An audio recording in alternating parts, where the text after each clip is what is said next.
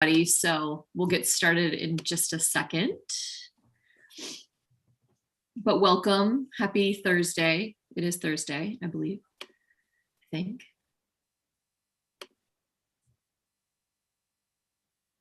It is. It's mid-June as well. I know, which is just absolutely crazy. Mid-2021. Exactly. And almost so we'll get started in just a second. Alrighty, we will get started and then we'll just let everyone else kind of come into the room as they do. But welcome everyone. My name is Brittany Kerfoot. I'm the Director of Events at Politics and Prose Bookstore, and I'm so glad to see you all here for today's P&P Live event. I'm going to go over a couple of housekeeping items first.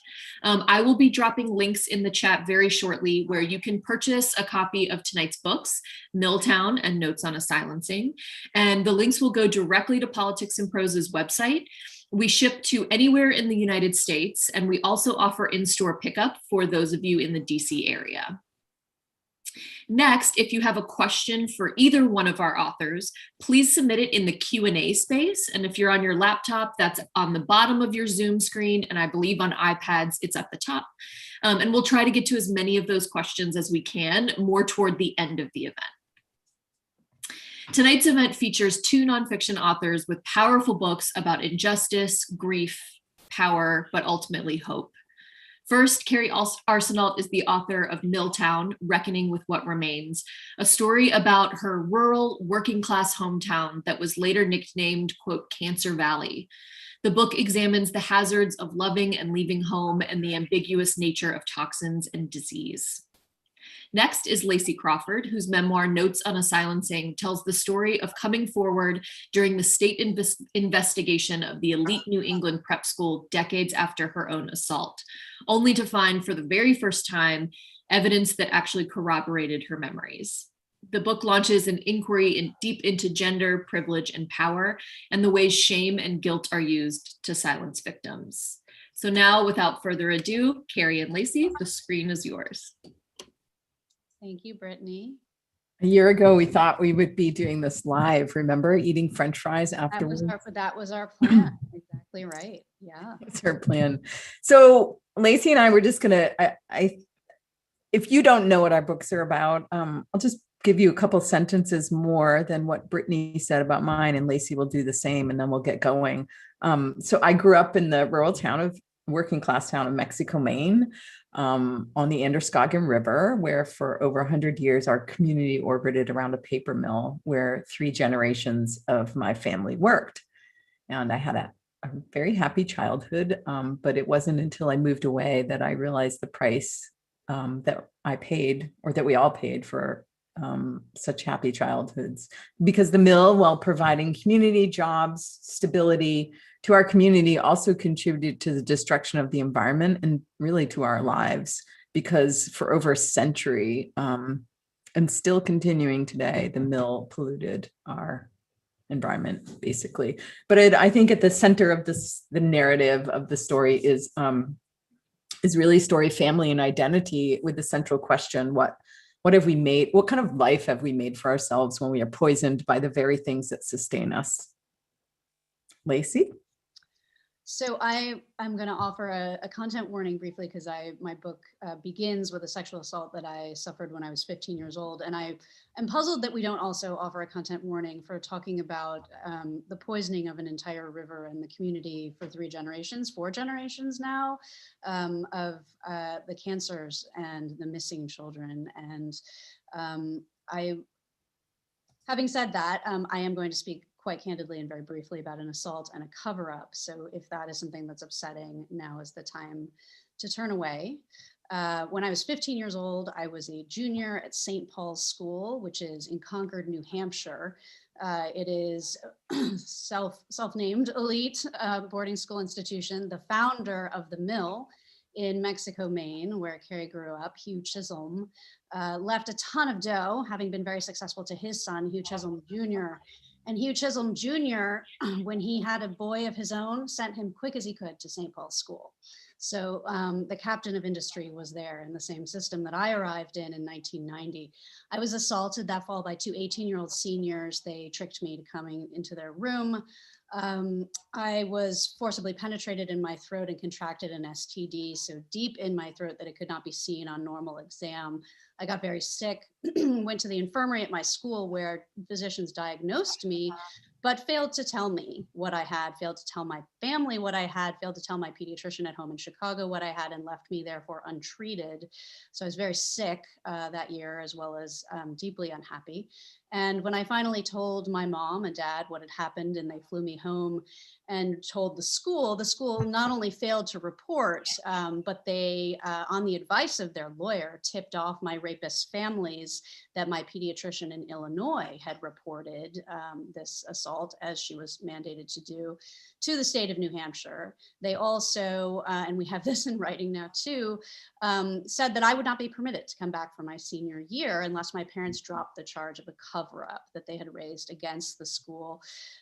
So the school made a couple phone calls to my dad that summer and explained that if charges were brought against the boys, which they would have been because it was a statutory assault, the school was prepared to say that I was a drug addict, which if you knew me then or now is laughable. There are a lot of things you could say about me, but that's not one of them. That I was promiscuous, that I was a flaunted breaking of the rules, that I was not welcome on campus. None of these things were accurate. So I told the police I didn't want them to press charges, and I was miraculously allowed to return for my senior year and graduated. 25 years later, in 2017, the state of New Hampshire opened a formal investigation into St. Paul's School because there had been so many accounts of assault and cover-up, many of whom had risen to the level of national media prominence, most particularly the assault of Chessie Prout, who was also 15 when she was assaulted in 2014. The school had then worked very hard to fight a civil lawsuit that her family brought. And I joined that investigation entirely privately with no intention of ever telling anyone what had happened to me. Instead, the school found out and their lawyers got in touch with me, at which point the police in Concord, New Hampshire drove to St. Paul's School, asked for my student file, which was that summer 25 years old, and found inside documents that prove everything that I have just told you. They brought all of this information to the Attorney General's Office of Investigation, and they said, here it is. This is what you're looking for. This is the school covering up the rape of a 15-year-old girl, and were promptly severed from the investigation and told that my case would not be included in any way, shape, or form. At which point I started writing my book because I was being silenced all over again. But this time I wasn't 15, 16, I was in my 40s, and I had the luxury of a marriage and a home and an adult life from which to work. So I put this book into the world, and it is a very, very small book in scale when held up against Kerri's investigation of a mill, an industry, a community, a town, where our work overlaps, at least as far as our friendship has shown us, is that we tried to write the investigation itself, what it takes to try to understand what was done, why it was permitted to be done, who hurt whom, and perhaps what it would take to change that. So where we wanted to go tonight is not talking about the writing of the books, though if there are questions related, great, but all the shit that went down after that. So Correct. My book was out in July and hers on September, yeah. And it has been a time. Yeah, I want you to talk about that. Like, it's not only has it been a time for our books to come out and all the stuff that has happened, which I can't wait for you to talk more about, but I mean, 2020 was a shitstorm. I mean, so, but can you start there? Can you start, like, can you describe what has happened, if anything, or, well, what has happened since the book has been published? I will, but then we're going to go back to dioxins and we're going to go back. I also want to clarify too, what Lacy said is semi-true about the scale of a one mill town compared to the scale of her assault. But I would like to insert this point, is that we were talking earlier today about the scale of sexual assault against women. And pretty much as far as I know, almost every woman I know has been assaulted. So that's quite a scale itself.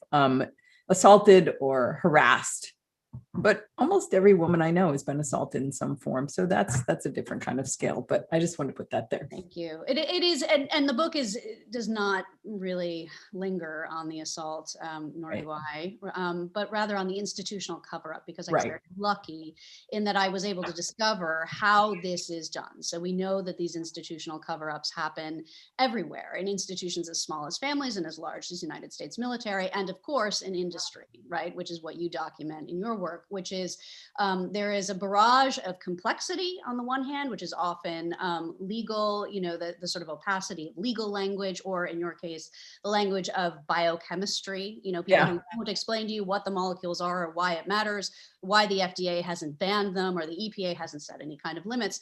It is almost impossible for you to breach those walls of specialized learning.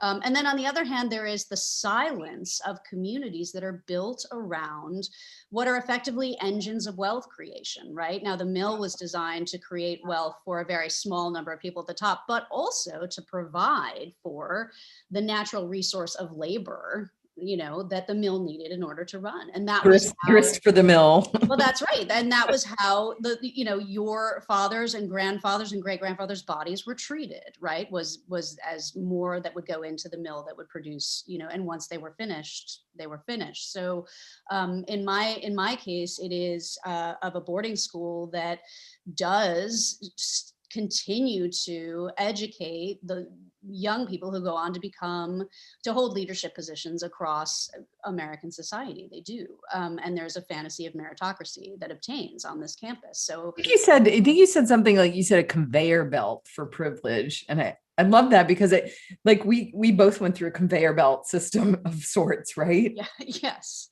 That's Yes, right, exactly. And what I learned in mine is that if you have a system that is designed around exclusivity, right? So the fantasy of the meritocracy is actually one of exclusivity, which is that we belong and other people don't, which is why we deserve all the things that we're going to get. And of course, that's about networks, that's not about merit, but we're going to set that aside and pretend.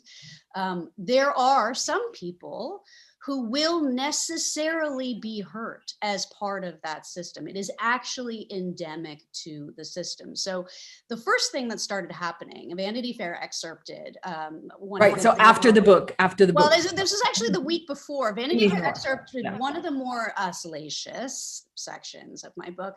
I'm just going to say, if you broadcast to the world that you contracted herpes as part of your STD, your sexual assault when you were 15, a lot of people click on that link, and that puts you in a rather vulnerable place as a person telling that story. My every possible telephone, social media platform, everything I have, in my mailbox, my post office box, envelopes arriving with people disclosing to me their experiences with sexual assault. So I have now heard directly from 59 alumni of my boarding school. There are 500 students on campus, grades 9 through 12. 59 alumni of their own experiences of assault during their time there.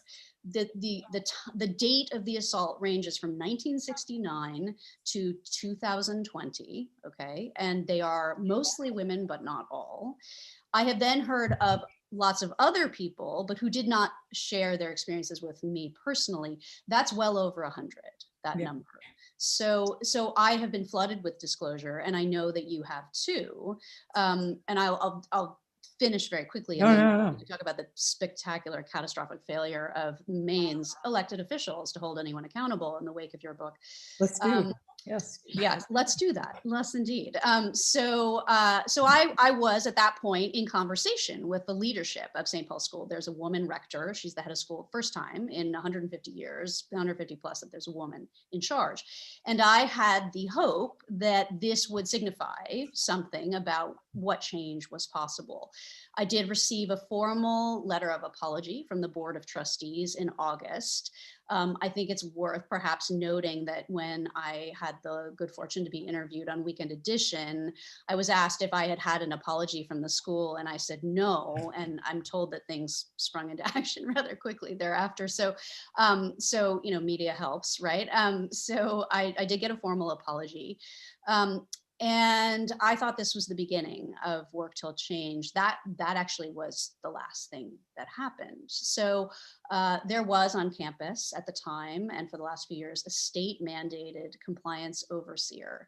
What I mean is, as a result of that state investigation I mentioned that refused to consider my experience, there was a settlement agreement struck with St. Paul's School. That agreement required there to be a compliance overseer on campus for 3 and up to 5 years who was paid by the school but reported to the Attorney General's office in the state of New Hampshire to make sure that the school was appropriately handling any issues of misconduct or crime on campus. Because of the people who came forward to me with disclosures, and because I passed them on to relevant authorities at the school, including the compliance overseer, he was trying to take forward credible allegations against a senior administrator who is currently in his role. This has been publicly reported in the Boston Globe, which is why I'm saying it now. And he was threatened with a civil defamation suit for doing this by someone at the school, and he resigned. His resignation letter was posted on the New Hampshire Department of Justice website on October 19th. So this is 4 months after my book has come out. People are coming forward with credible allegations against someone who is a senior staff member, and the state mandated overseer who is trying to get the school to take it seriously is threatened with a lawsuit, can't possibly defend himself against a school whose endowment is what, $750 million right now? Is it really? It is. And he resigns. So there are now 2 compliance overseers on campus. The Department of Justice, New Hampshire, responded by mandating another one, and that person have an assistant, and that both of them be legally indemnified against any actions that are brought to them. This is a boarding school. So they have 2 chapels, 2 ice rinks, and 2 compliance overseers. Why wouldn't you send your child there, right? So to me, I should say that a goal for this talk we decided at the beginning was to not get sued. Just not get sued. I used to want to change the world, maybe change a boarding school. Now I just want to avoid like litigation. That's really. I think our agent does too, and I think she's on this call. So I hope she is. She is a fierce shepherdess. So basically, fuck all changed is, in fact, they doubled down. Yeah. And when that happened, I sort of thought, well, here we go, right? The school is proving, the compliance overseer resigned. The guy's a right. police. What does that say? Yeah. What does that say? And nothing happened. Yeah, it's funny, listening to you talk about that, and after reading about it, there were so many similarities. Like right now, the governor of Maine is the first woman right now, first woman governor of Maine, Janet Mills, similar in power. I was writing notes down. I had hundreds, maybe thousands of people reach out to me telling me their stories of cancer and like suspicion and wondering if their cancers were related to the pollution of the mill, just like these terrible stories, so much so that I actually started this thing called Cancer Yearbook on I don't know if you saw it. I have to update it. It's very not updated, but it was like a yearbook. It looks like a yearbook page for anybody who hasn't seen it. And I just put people's picture and their cancer stories, which they started just sending me. And I didn't know what to do with it. And I'd like to talk to you too about the responsibility, like what responsibility do we have? Because Lacy and I are like writers, and we're like, what are we supposed to do with this information? I'm like sort of an accidental and bad environmentalist. I'm like, I don't even like going in the woods. So anyway, so that started happening when my book came out. The people contacted me, and then like you said, people contact me except any politicians, even though I know their books got in their hand, because A, I sent them a copy, and B, several people have sent copies to the same politicians, Angus King, Susan Collins, and Janet Mills, our 2 senators, and our governor. And in fact, I was told that Janet Mills, by a person that gave her the book, Janet Mills said, "Oh, I don't want to look at that book because it's very negative about Maine," which I thought was like, oh, that's terrific. Anyway, and I should say too that I was just on NPR.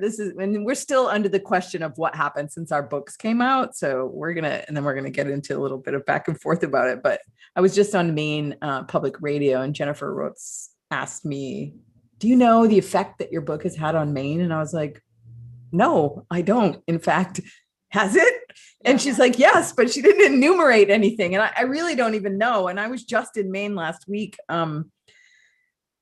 Yeah, it's really hard to say. Has anything changed in Maine? No. I don't really know. I know my job was to reveal something that was happening, and I think I did that, and I think you did that too, Lacy. I do also know that a class action lawsuit is happening right now against Sappy North America in Maine over levels of PFAS chemicals compounds, which had been so. This is in my book too. The paper mill sludge, they used to spread it on farms as biosolids for fertilizer.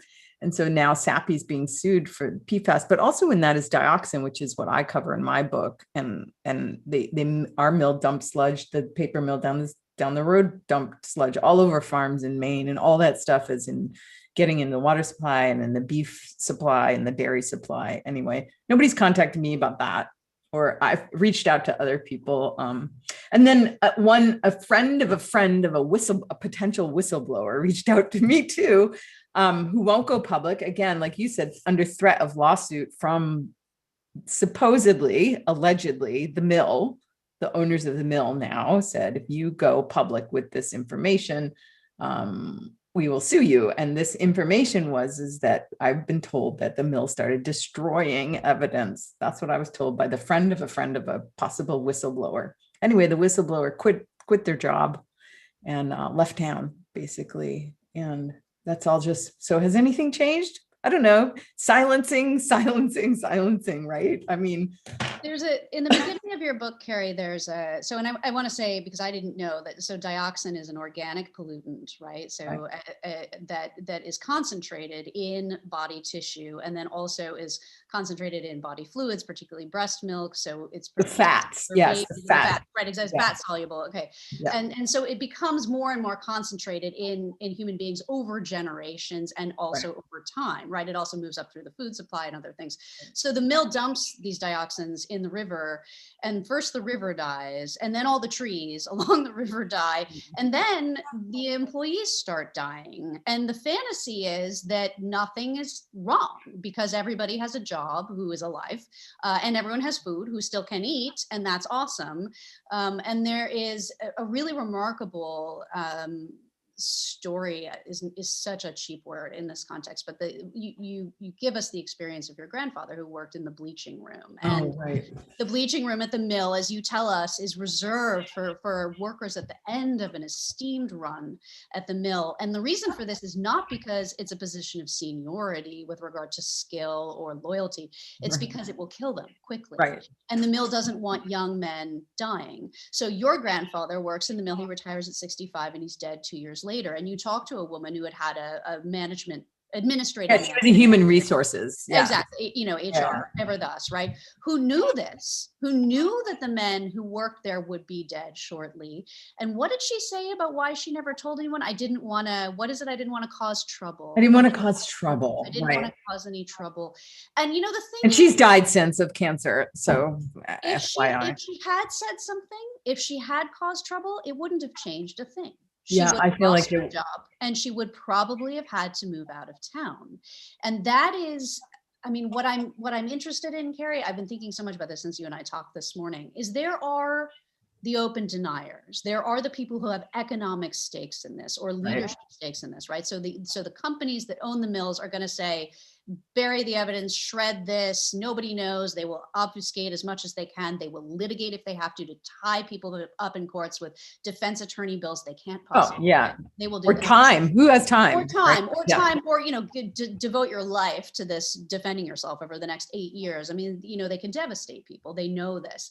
In between, however, is a large community of people, both around my boarding school and around your town, much larger theoretically around your town, although it's a small town and it's a pretty small town, large alumni community, that thinks what happened to me is horrible, genuinely, is very, very upset by the documents. Some of them even sent copies of the book to Kathy Giles, director, to make sure she had it. She, at one point, like, I have 12 of them. They keep coming. I was like, same with Janet Mills. I'm sure she has. So what do we do now, right? But they also are sending their kids there. And they send me emails that are somewhat apologetic in tone, as though it's any of my business where or how they educate their children. It's not. I have no say. But I'm also not going to grant you absolution. Right.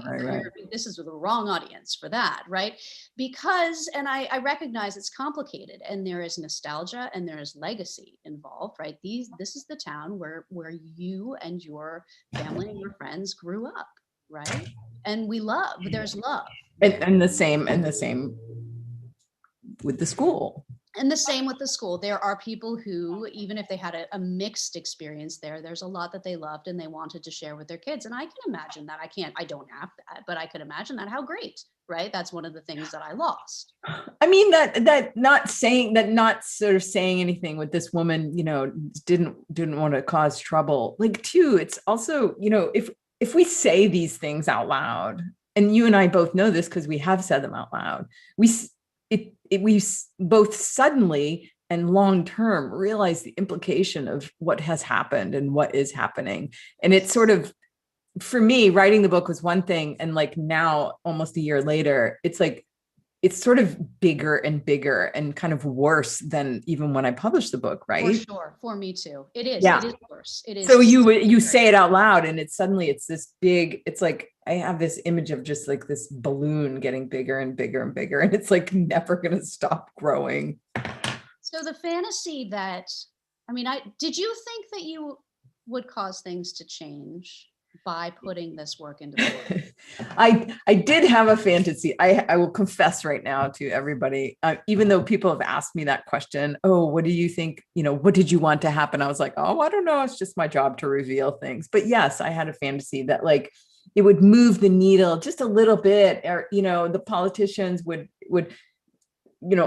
even Sarah Gideon, who ran for senator, I'm really good friends with her sister. And I thought for sure, like somebody would sort of muckle onto it and like hold it up and say, hey, we need to do something about the working class in Maine, because it's most of the people here. You drive up and down the Maine coast and that's fine and good, but inland is where most of the people live. I mean, Maine is 90% forested. There's people living there.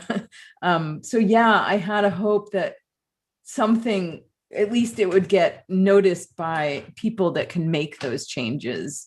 Maybe it is noticed, but it has been completely like radio silence from any sort of that area. I mean, what about you? Well, so worse, right?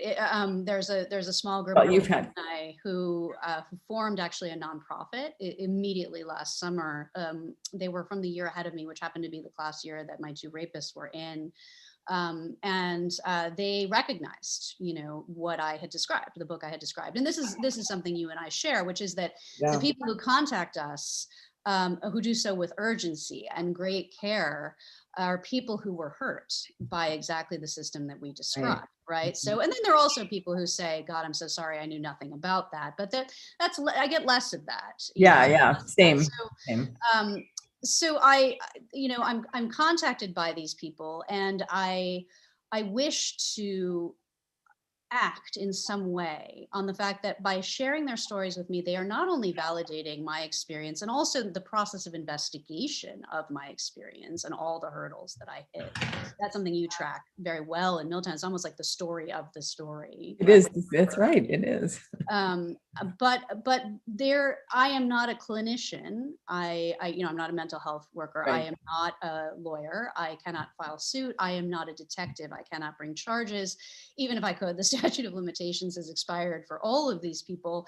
I have had people call and tell me stories that make me actually vomit when I get off the phone, because I knew the people involved and I recognized precisely, I knew the room, I know the light that came through the window that day, I know all of it. And or often men who say things to me like, you have to understand, it took me sobriety and 6 years of therapy before I could tell my therapist what happened. And I immediately apologized to her because I had put those things in her head. No, sorry, go ahead. No, so now I have these other stories, right? Right. And there is nowhere to go because the school and this alumni group, which is where I started, so they form a nonprofit to try to push for reform, and the school has shut them down entirely. In fact, wow. The rector was very irritated by a statement they gave to the Concord Monitor, the newspaper in Concord, New Hampshire, and has said that she will no longer engage with them over email at all. I've seen the email she wrote. There was one member who was applying on behalf of his daughter was applying to St. Paul's as a potential boarding student. And he said, will it work against her if I am a part of this group? And they said, well, it won't this year, but going forward, you're going to have to choose a side. Well, here's the gall. Here's the gall of the situation with your school too. Like, okay, I'm here waving my little like environmental flag over here and like trying to get the attention of politicians, but you literally went to school with people who are politicians, and they are the ones that I know they've read your book. I'm sure they have, and even a Pulitzer Prize winning journalist you went to school with. Was a year ahead of me and investigative journalist and yes. could do something. A person in much halls of power could elevate this just very easily. I mean, you went to school with the people who I'm waving a flag at, basically. And so maybe I'm the best person to tell you why they're not paying attention is because I know who these people are. I mean, I think I'm sorry to bring up social media, but because that is the platform that is left for those of us who are not, journalists quite at that level. Right. I recently put out on a short Twitter thread celebrating the launch of my paperback, a set of screenshots of actual documents that I have in my hands now. I will say, to be fair, the school gave them to me. Is it the ones in the back of the afternoon? Yes, the documents that were in my student file from which the police read to me back before I wrote my book. The school got out of my student file, and Kathy Giles gave them to me. They did not have to do that. They could have denied that they were there. There are all sorts of ways, because they were effectively under attorney-client privilege. I would have gone after them had I not been given them, but I've now been given them also through my police records, which took me 3 years to get. So anyway, I have those documents, and they are 30 years old, and they show the school's then administrators and also their attorney at the time, whose name is Bill Chapman, who is a partner with the esteemed Concord law firm Oren Reno, in writing, failing to report my assault and saying I can't come back to school for my senior year unless my parents drop the charge of a cover-up that they raised with, Concord police. It's pretty astonishing, and I'm not sure that anybody will care about these things. But anyway, I put these things into the world in a kind of primal scream into the void. Yeah. Like 33 people will see it, and one of them is my 7th grade English teacher and whatever. So like. And a man responded to me last night, and I wasn't familiar with his name, but a lot of people clearly will be. He has like 150,000 followers, and he follows like 4 people. And he has multiple prominent institutional affiliations, including having worked in the ethics office of the White House at the very beginning of the millennium. And he wrote to me, "I'm so sorry to hear this. On top of all else, my daughter will be a 6th former," which is how we say senior at St. Paul's School. "My daughter will be a 6th former at St. Paul's in the fall. Finally, a woman rector. I hope, for change, or I hope the culture is changing." And I responded very simply, in October, the compliance overseer resigned, because he was threatened with a defamation suit for bringing forward credible allegations against a sitting administrator. In December, 2 more were appointed and indemnified. I'm afraid the cover-up culture is alive and well. Yeah. This man doesn't have to, he probably won't see my tweet, but he doesn't have to refute me. This is the thing. He doesn't have to say that's wrong. I mean, he can't. It's true, and it's right, and it's out there. He doesn't have to say I don't understand. He doesn't have to patronize me. All he has to do is nothing. Because if you are St. Paul's School and this former White House ethics attorney is sending his daughter there, then I am nothing but a disgruntled former victim. Right? It is very, very easy. So I'm in the odd position of working to try to make his daughter safer on a campus that I understand much better than he ever will. And he's not. And that opens the door to a kind of despair that is new Yeah. for me. And I sort of, as I've said to you, I think, if I'm going to devote so much time to trying to make 500 young people safer, and to bring equity or some fantasy of equity and equality to the campus of the school, I'm sure I can find 500 kids much closer to my home who have much greater need than the ones who are at a prominent. Yeah, but I mean, I feel I briefly said something about this today. It's like we're telling these stories that are places that are a little bit distant from us. And you're saying you could do something closer, but at the same time, I feel like these things have really defined us, St. Paul's and my town. And it's hard to not want to fix that place. Because we know it. I mean, you have conducted an audit, like an informal audit of the mill and its citizens, right? For the town citizens, right? Not just in researching the book, but in everything people have shared with you over the last year. And the silence, this is the thing, nobody has to deny what you say. All they have to do is nothing. Right. All they have to do is nothing. And I know, like, welcome to the problem of social justice, white girl. I get that. Like, I am waking up to like a kind of indifference that is staggering. Well, I mean, yes and no. I mean, like we were talking about too earlier, is the amount of crises that our country has gone through this year alone, never mind the past 4 or 6 or 8 years, or even since 2001.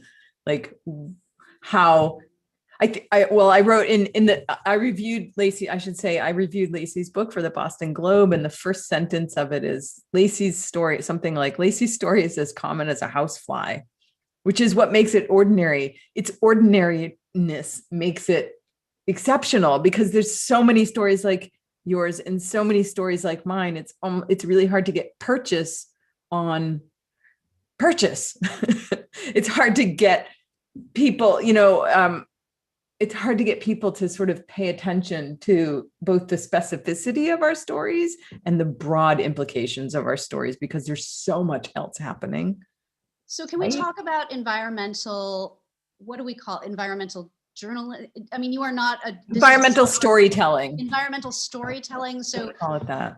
So the problem of genre, right? Which is that, as with Me Too, once there is a label attached, we assume, I do too, that I already know that story.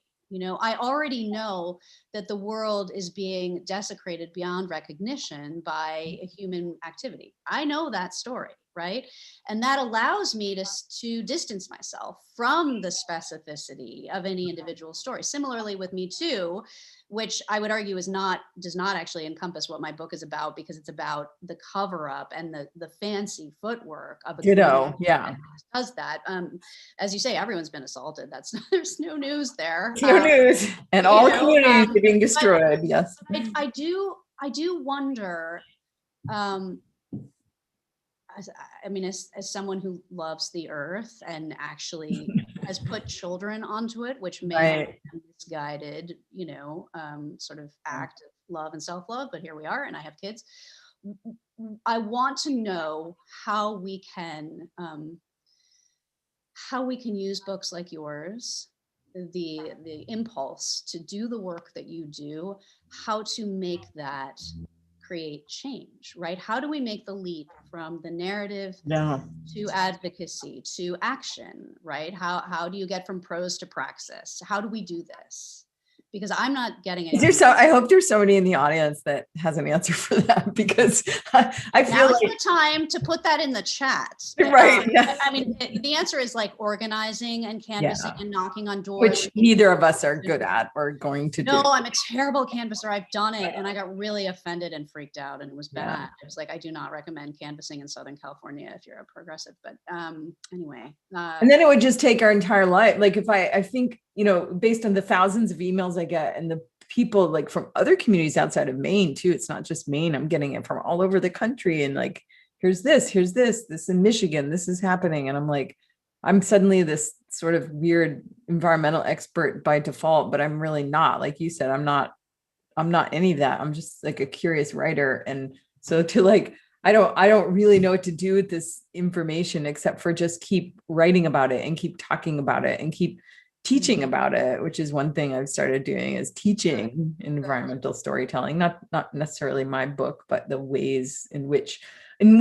we can tell these kind of stories. I think what I feel like is, I'm a book critic, so I also feel like I see so many books, and I feel like what's different about ours, I'm going to put us both in the same category, is that there is a focus on the human heart, which I think is really important. If people can see themselves in our stories, not the activities or the actions, but just as human beings, one.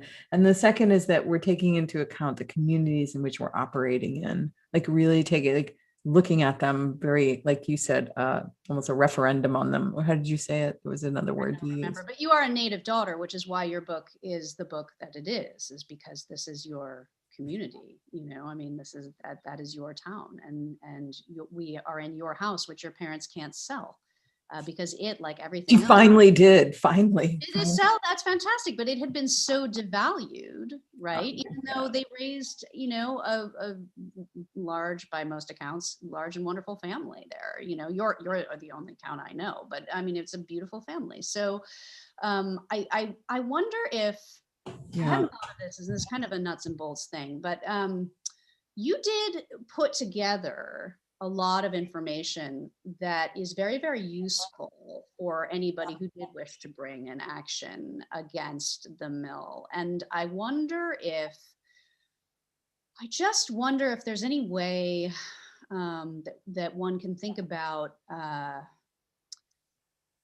converting the narrative, into a tool. I mean, this is not your job to do, but no, yeah. Once these things are created, I think other people can perhaps see what has been obscured. One thing I suggested too with this Architect League of New York project is to reevaluate and redo all the monuments in our town that really laud like forestry and Hugh Chisholm and the founder of the mill. And they're all like, I don't know if you looked at that, but like one idea is, for instance, Paul Bunyan. We have that giant statue of Paul Bunyan, right? But I should tell people too that Ed Muskie was from my town, and Ed Muskie was the person who like penned the Clean Air and Clean Water Act.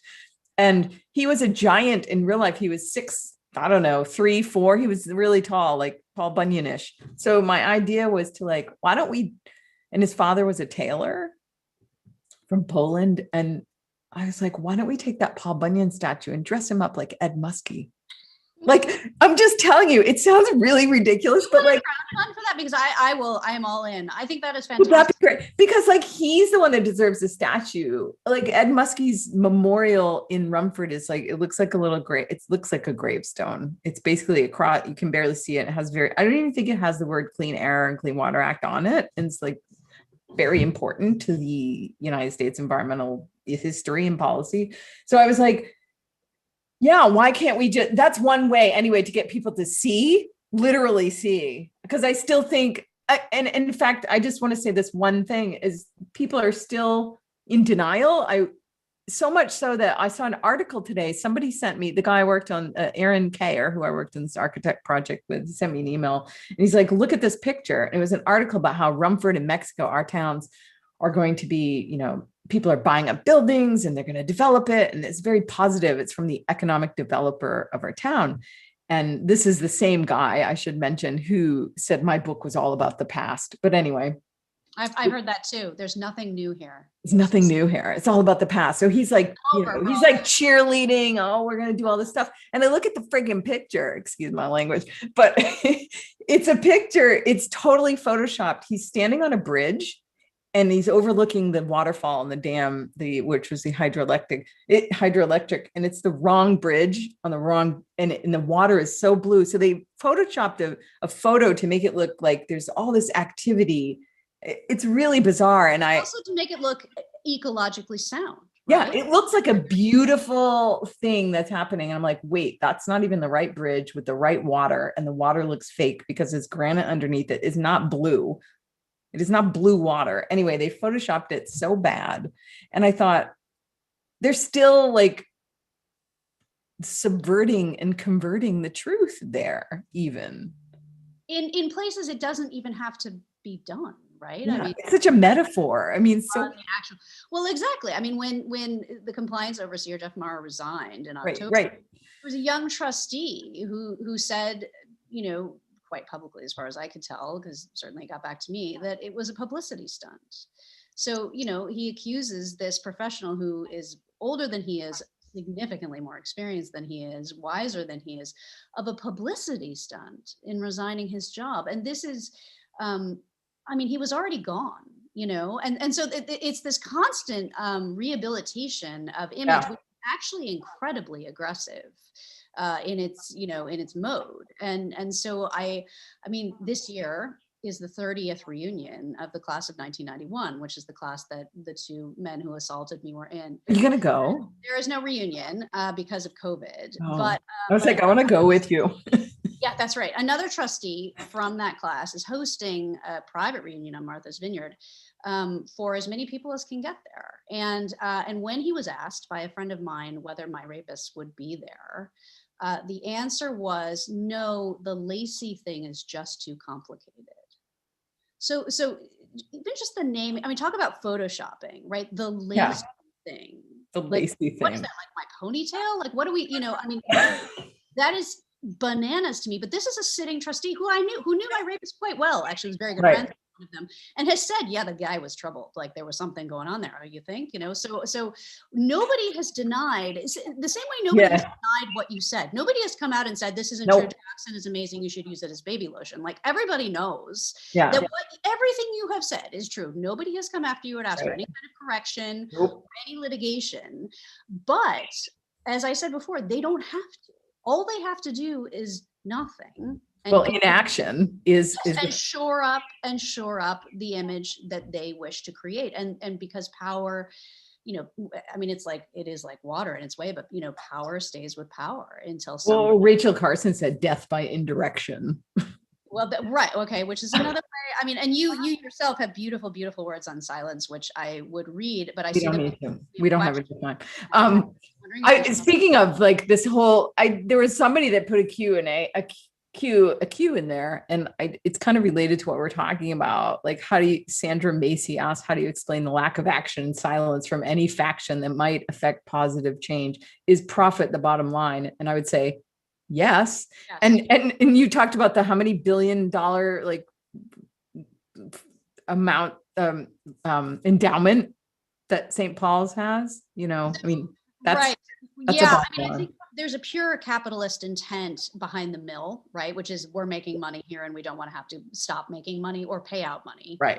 That's what especially like, let's just go back. You have to go back to like when unions were destroyed, when Milton Friedman said, the companies, their bottom line is the most important thing. There's a lot of history there. It's not just like, oh, bad capitalism. It's like a decade's worth of that. Anyway, but yes, absolutely. But I think there is a pure profit motive just because structurally that's what they're doing. St. Paul's is embedded in an even more sinister way in the profit motive, which is to say that it is training up the captains of industry.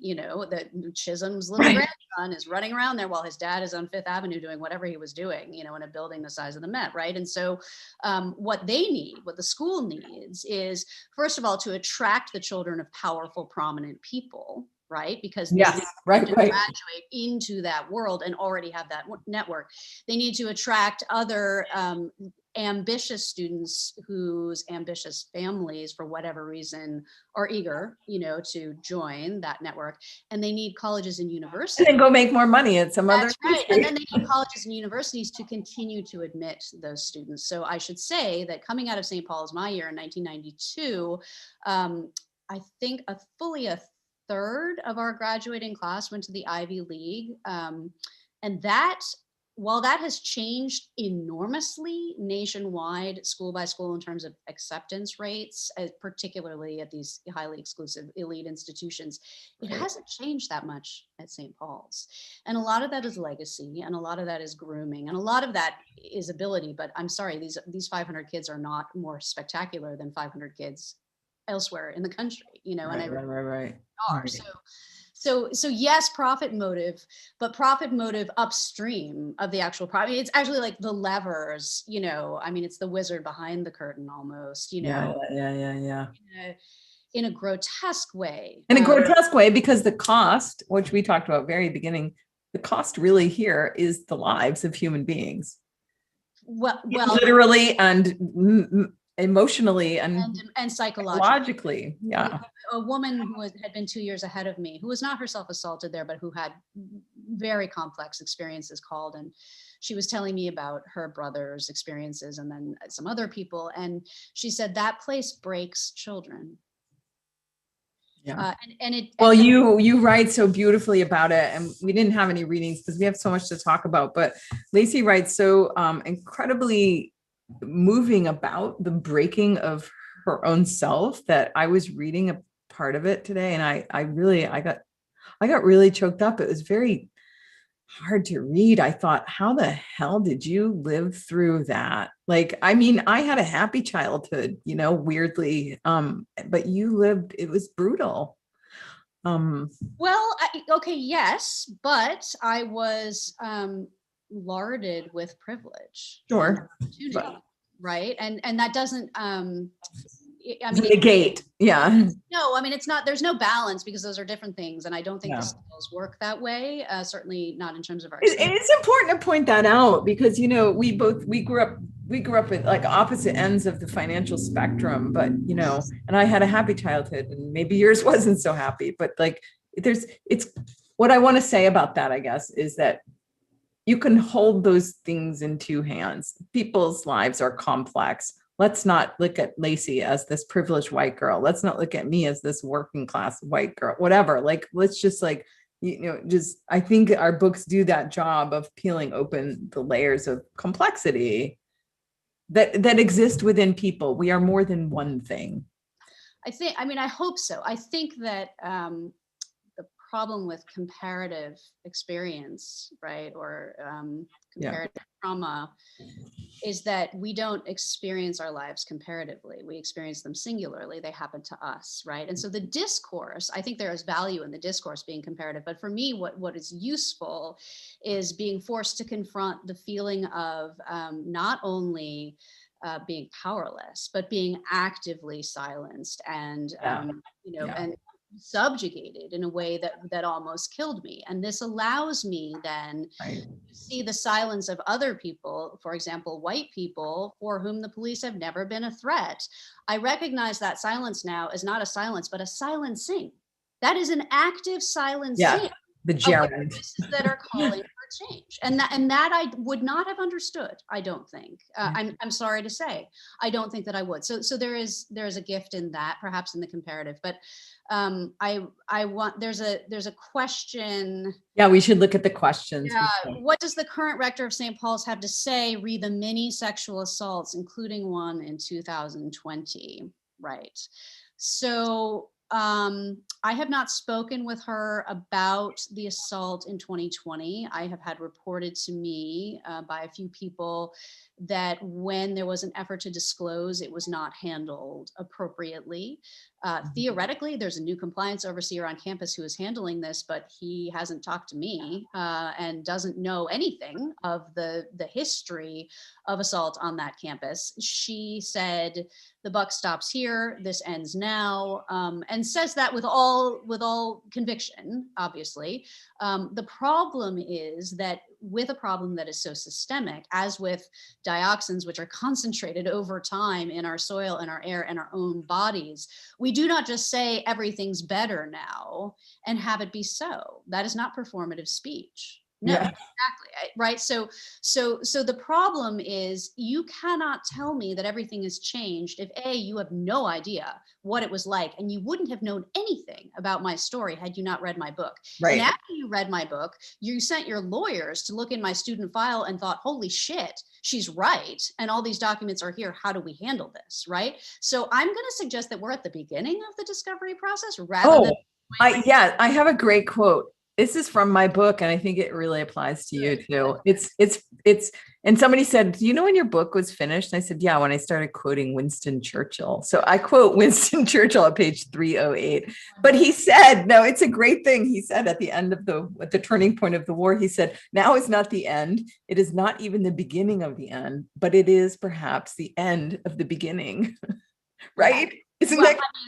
I mean, we hope, right? So I just, I mean, it's the end of the beginning because we did our reveal, like we sort of we did our reveal, but this is and I'm paraphrasing. That's the beginning, I guess. Way, something that Ezra Klein wrote fairly recently, which is that one of the greatest mistakes we can make in politics, I think, or political change, is to believe that what's required is to articulate the problem more clearly or more powerfully, right? That if we just say it in a way, if we write a story that is person to person, heart to heart, rooted in the community, well-researched, fact-checked, whatever it is, then people will get it. The thing is, that's not what they're waiting for. Right? It's not pulling the fire alarm and the trucks come, right? Because we pulled the fire alarm and we're like, I don't hear the siren. I don't hear it. I know. And so when people, nobody in big boots is showing up at my door right now. So, you know, I think, yeah, the word hope is a real, like, we're just going to lose that word right now. I think other words might be like, you know, look at the questions here. Can I just want to make sure we're like, I think we're kind of answering them as we talk a little bit. Yeah, there's a lovely question. I also want to say thanks to Jess Leahy, who made a nice comment about Jess reviewed both of our books. Thank you, Jess. Yes, thank you, Jess. I'm going to answer one really quickly. Do I understand that Lacy returned to school for her senior year? Why? That's pretty clearly detailed in the book. I understand the question. The answer is because my rapists were allowed to graduate. They were a year ahead of me. They were not, one of them was an extraordinary athlete. And they were both very prominent on campus, but they were not excellent students. They did not embody the character, the whatever bullshit the school fed us about our virtue. You know, the child disappears and virtue shows up in her place. But so I was a very strong student. I was a tri-varsity athlete. I was in 3 choirs. I was a good girl. And I didn't understand why they should get to graduate and I did not. It was the summer before my senior year. I was very keen on my college applications. That was important to me and to my family at that time. That was my world. And to me, it would have felt like a surrender or a rejection to not go back. And then where would you have gone? I mean, that would have been horrible. I mean, in a different way. I mean, I was a bit pig-headed about it. And my mother was like, there's no way I am letting you go back there. No way. Course not, you know, and she did make the choice to submit to my agency, which, by the way, when you're dealing with a survivor of assault, is exactly an excellent choice, particularly if it's a child, is to try to restore agency. So it was painful, but I don't regret it. I don't regret it. So anyway, but Maggie has this: as women, as daughters, potential mothers, and romantic partners, more vulnerable than men to the social pressures not to speak out against powerful and patriarchal institutions out of fear about how our choice to speak out will lead to ramifications for family. You know, that's funny. Funny you should say that. Funny you should say that. Funny you should say that. So do you want to talk about that? I'm not sure. I'm kind of looking at it. How is she asking? What is she asking? I think she's wondering if, because women are not expected to bear witness in the ways that we have, right? To cause trouble. Well, you don't know my family then, because it's very matriarchal.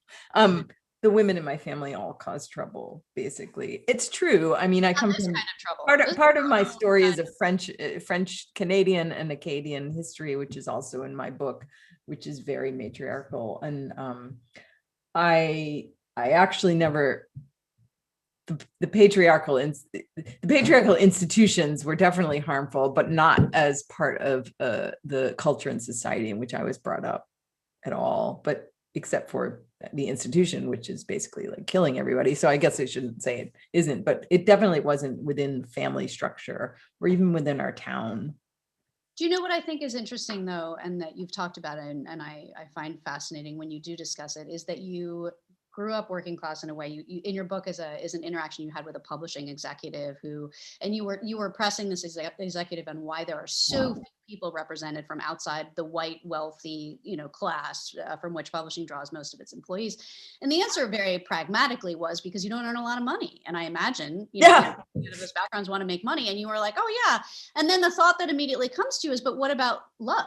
What about the things we want to do? Where does that fit in? And so you write very candidly about the things that the choices you had to make in order to get to the point where you could spend 10 years working on a book. Right. Which are mostly outlined in an essay I wrote for the New York Review. Can we find that and put that in the Q&A? It's my 52 job, my 50. Oh, 80, my 86 jobs. My 86 jobs. It is a spectacular piece of writing, and it represents, I think, an experience that I don't see often represented. Perhaps I don't read widely enough. Certainly I don't.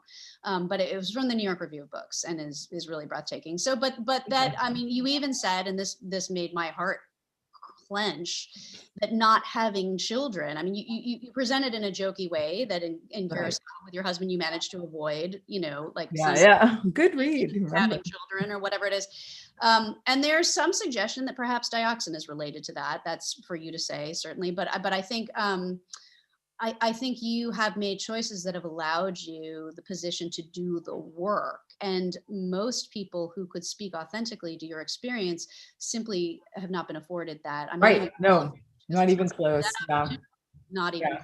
I've also had, opportunities too. I should say that my husband was in the U.S. Coast Guard. He still works for the U.S. Coast Guard. And, I went to grad school. This is where I really worked on my book, but I went on the GI Bill. So anyway, it's all explored in the essay, but whatever.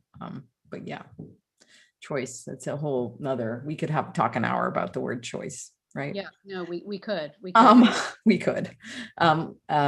Let's see. Dear Lacy, we love your book and have shared it with many. My beau went to St. Paul's before you. Disclosure. Yeah, there's a disclosure in this one. So I might reply quietly. Okay. The tradition at St. Paul's, just so you know, before coeducation in 1973 was for the male masters to molest and assault the boys. That was sort of the shape of the thing. The school refers to these as boundary violations, which is that's a euphemism right up there with like a fake bridge and like fake blue waterfalls. Like, so unbelievable. Yeah, boundary violations. That's what we call those. I mean, it's like you're playing Candyland and like your little pawn went too far to the left or something. But the school has undertaken independent investigations, a series of them, into those boundary violations, and so there are people who have come forward with those stories with varying degrees of satisfaction for the remedy or the lack of remedy that followed. What the school has not yet done is investigated student on student. That's the terminology. The preposition is grotesque, but in my case, it's quite literal, student on student assault or abuse. And I have been told directly, not to my face because of COVID, but to my ear, that this is because the school is not liable for what students do to other students, to which I respond, you let them all in and they all board. Every last one of them. Nobody goes home. They're responsible for them, aren't they? They're utterly responsible. There's nobody else, who is responsible for what, and so if it is a culture that is enclosed and rigidly hierarchical and patriarchal, and in which someone who raises her hand and says, guess what, I just got raped, is told like, oh, guess you can't come back next year, and also reports to the police that I had a sore throat, a fever, and lost 15 pounds because I had canker sores. That's in my criminal police file.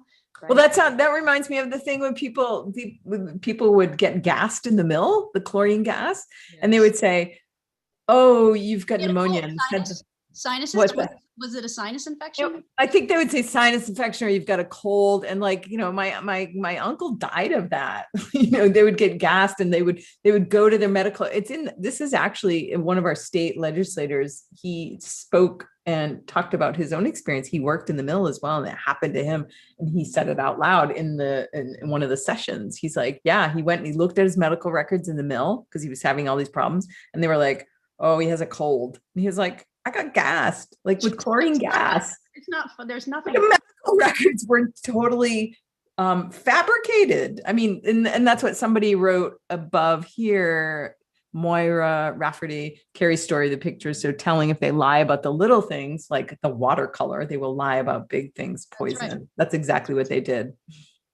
So. That's right. Yeah, that's right. Anyway, I don't know how I went off on that for a second, but sorry.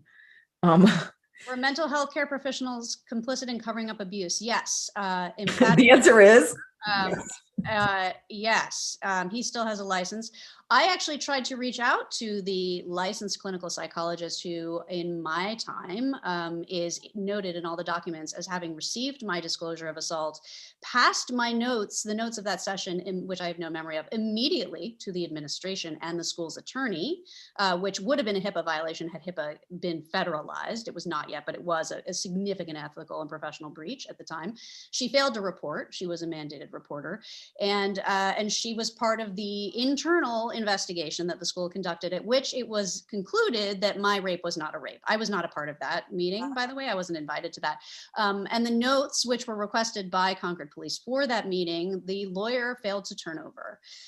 So I'm not really sure what conversation went down, but absolutely, emphatically, and in many other cases, because St. Paul's employs its own mental health professionals. These are not individuals. well, that's what somebody asked, is any of the faculty spoken up? Like, I guess they're asking about literal teachers. And so far, some of Lacy's friends that she went to school with who are doing special things out in the world haven't spoken up, but have any of the teachers themselves? Has anybody?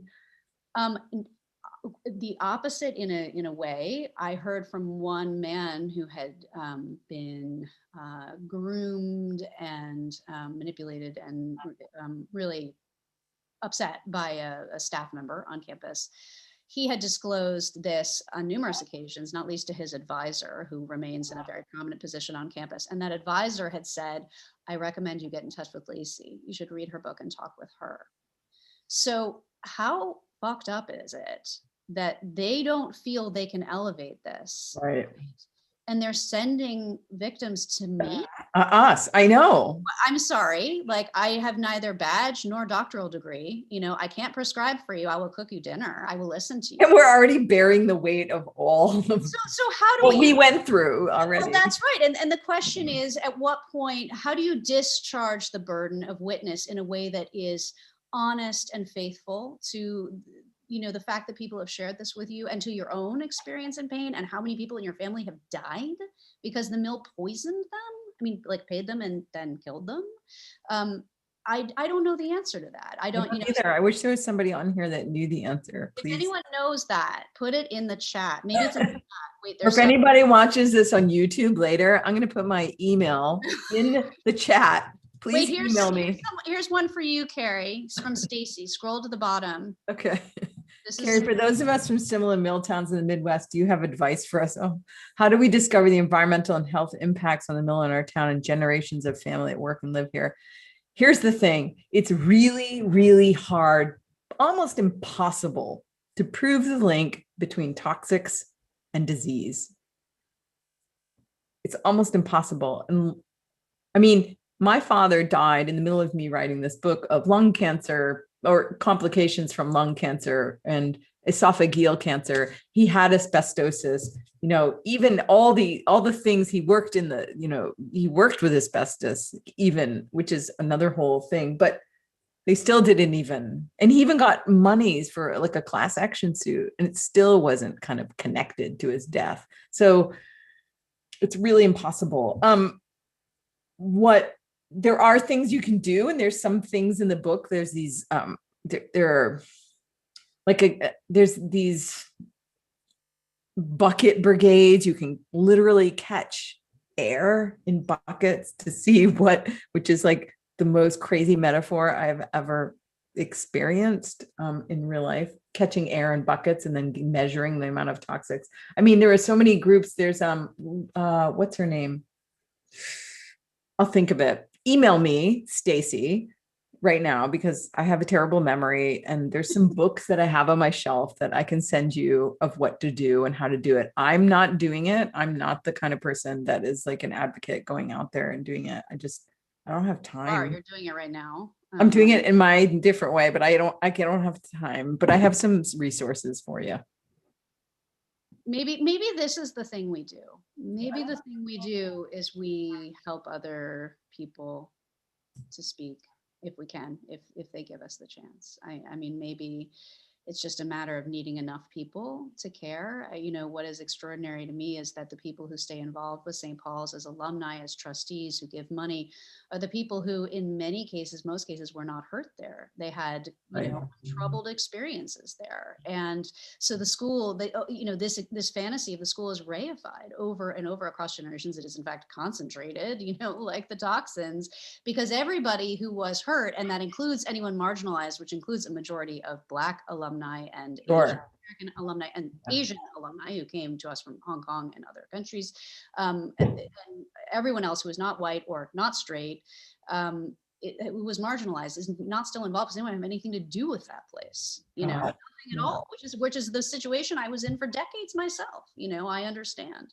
So a lot of the people who called to disclose said, you have to understand, I'm not going to the police with this. And I don't want to go public with this. I'm raising my babies. I have a job. You know, my husband and I are working on it in marriage counseling. That is as far as I can go. But I want you to know that he did this, this, and this to me. And I don't think he should work there. Right. What do So getting people to talk. We got to take this show on the road. the non-COVID road. Yeah, well, or the actual, yeah, that's right. I mean, you know, we could get ourselves outfitted with a van and drive around. I don't know what it is, and I understand their desire for discretion because that is exactly the space that I lived in for so long. Yeah. So I don't resent it, and I don't regret that on my own part. That was right for me. But again, the fantasy is that if someone else told her story, then it would all come crumbling down. I think not, right? I don't know. Yeah, I don't know. The connecting toxics to disease is a, I mean, the cover up is so deep and so deep in our government and so deep in our industry. It's just, I'm not even sure it will ever be found. Well, and also in fact, the last chapter in the book, there's literally a report sitting on the shelf in the EPA that they will never publish, because I should tell people, because I was told by an expert in dioxin that if the report was published, it would have a devastating and effects on the entire economy of the United States. So, well, then we'd best leave that on the shelf. Let's leave on that note. Best leave that there. And yeah, we are well past the hour now. I know. Sorry, Brittany. No, don't be sorry. I mean, when the conversation is like this good, I think you don't stop it. So, but thank you guys so much for this, and everyone. The links are in the chat to purchase Lacy and Kerri's books. Go straight to P&P. And I also put a link to Kerri's My 86 Jobs. Oh, fantastic. It's such a good read. Everyone Yes. start there. And if Check you that can't out. access it, if you need the PDF, I have it. So email me. And Kerri put her email in the chat as well. So you have unfettered access now. Yeah, just email me all your. You can find me through my website, by the way, which is just myname.com. And I have email there, and I'm here. So for people who wish to disclose or don't wish to disclose or whatever, as long as you don't want to say something nasty to me, please find me there. Yeah, and if you want to shout out your own, we'll help you talk. We will. got big mouths. We do. I also just want to say, some people in the chat just saying thank you. This convo was such a gift.